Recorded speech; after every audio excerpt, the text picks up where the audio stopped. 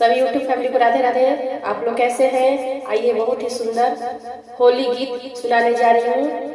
अगर गीत अच्छा लगे तो लाइक कीजिएगा। आइए गीत सुनते हैं। एक समय की बात है, हनुमान जी अयोध्या गए हुए थे। वहाँ अयोध्या में राम जी होली खेल रहे थे। तो हनुमान जी को मन हुआ कि मैं भी होली साथ खेलूंगा। कैसे खेल रहे हैं आइए गीत के भाव से सुनते हैं।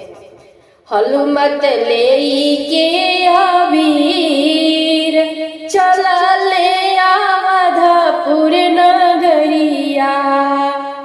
हनुमत लेके गुलाल चला ले अवधपुर नगरिया। हनुमत लेके अबीर हनुमत लेके हनुमत लेके अबीर हनुमत लेके अबीर चला ले अवधपुर नगरिया।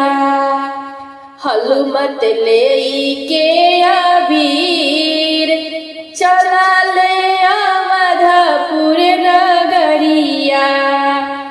राम संगे खेले लखन संगे खेले। राम संगे खेले लखन संगे खेले। संगवा में चारो भैया होई हो। संगवा में चारो भैया हो। चला ले अवधपुर नगरिया। हनुमत लेके गुलाल चला ले अवधपुर नगरिया। हनुमत लेके गुलाल चला ले वृंदावन नगरिया। हनुमत लेके गुलाल हनुमत लेके हनुमत लेके गुलाल हनुमत लेके गुलाल चला ले वृंदावन नगरिया। कृष्ण संगे खेले बलराम संगे खेले। कृष्ण संगे खेले बलराम संगे खेले। रंगावा डाले ले घोरी घोरी हो। रंगावा डाले ले घोरी घोरी चला ले अवधपुर नगरिया। हनुमत लेके अबीर चला ले अवधपुर नगरिया। हनुमत लेके अबीर चला ले कैलासपुर नगरिया। हनुमत लेके अबीर हनुमत लेके अबीर चला ले कैलासपुर नगरिया। कार्तिक संगे खेले गणेश संगे खेले।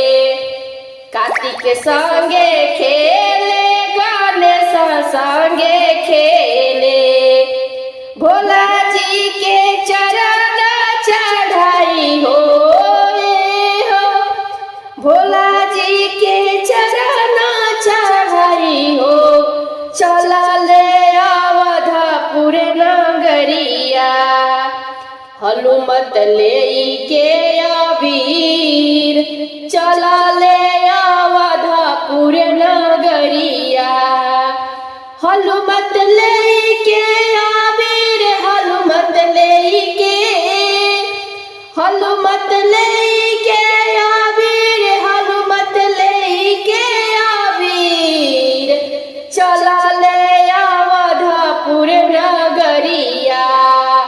हनुमत लेके अबीर चला ले अवधपुर नगरिया।